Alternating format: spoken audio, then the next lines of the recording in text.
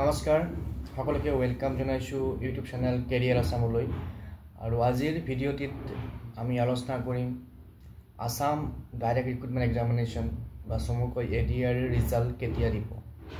Assam direct recruitment examination বা ADR ৰ exam যোৱা 2024 ৰ ছেপ্টেম্বৰ মাহৰ 15 তাৰিখ তাৰপিছত 29 তাৰিখ তাৰপিছত অক্টোবৰৰ 27 তাৰিখ তো এনেকৈ বিভিন্ন ডেটত পৰীক্ষাটো অনুষ্ঠিত হৈছিল আৰু গ্ৰেড 3 গ্ৰেড 4 বেলেগ বেলেগ ডেটত হৈছিল।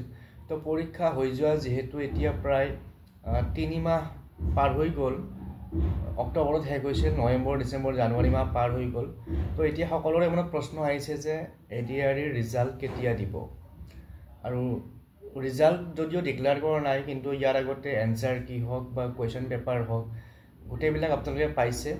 তথাপিও আমাৰ মাননীয় মুখ্যমন্ত্ৰী মহোদয়ে যোৱাকালি ফেচবুক লাইভ যোগে আৰু এবাৰ তেখেতে উল্লেখ কৰিছে বা তেখেতে ঘোষণা কৰিছে যে ADR ৰিজাল্ট কেতিয়া মানে দিয়া হ'ব বা কিমান তাৰিখৰ ভিতৰত দিয়াৰ সম্ভাৱনা আছে বা কোনটো মাহত দিয়াৰ সম্ভাৱনা আছে।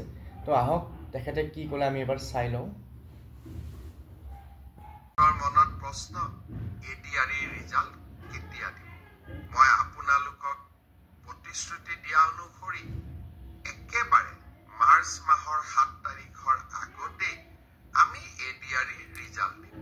কিন্তু ADR ৰিজাল্টৰ কাৰণে আপোনালোকে উৎকণ্ঠিত হৈ থকাৰো কোনো কাৰণ নাই, কাৰণ প্ৰত্যেকখন বহি বা OMR চিট এনচাৰ কি এতিয়া আপোনালোকৰ হাততে আছে।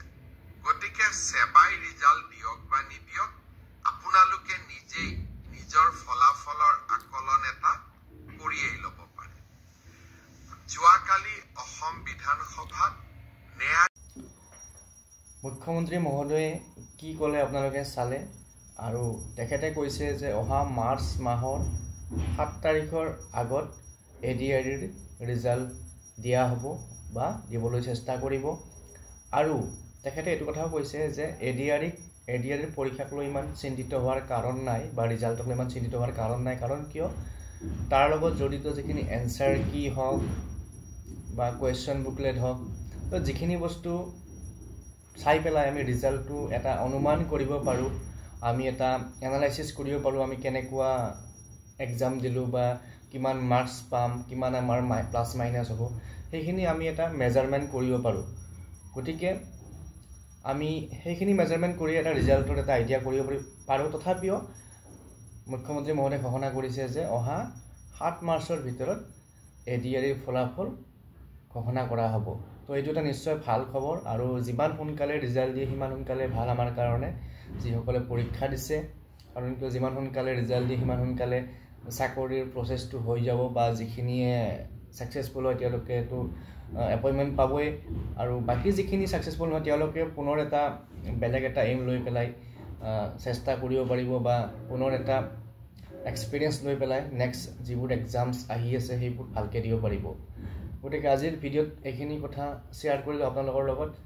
যদিহে চেনেলটো প্ৰথমবাৰৰ বাবে চাইছে, কাইণ্ডলি ছাবস্ক্ৰাইব কৰি ল'ব যিকোনো চাকৰি সম্পৰ্কীয় ইনফৰমেশ্যনৰ বাবে বা যিকোনো চাকৰি সম্পৰ্কীয় কুৱেশ্যন এনচাৰ্ছ বা বিভিন্ন টপিকছ ডিছকাশ্যন কৰা হয় এই চেনেলটোত। আৰু ভিডিঅ'টো পাৰিলে শ্বেয়াৰ কৰি দিব। আজিলৈ এৰিছোঁ, পুনৰ লগ পাম। Thank U.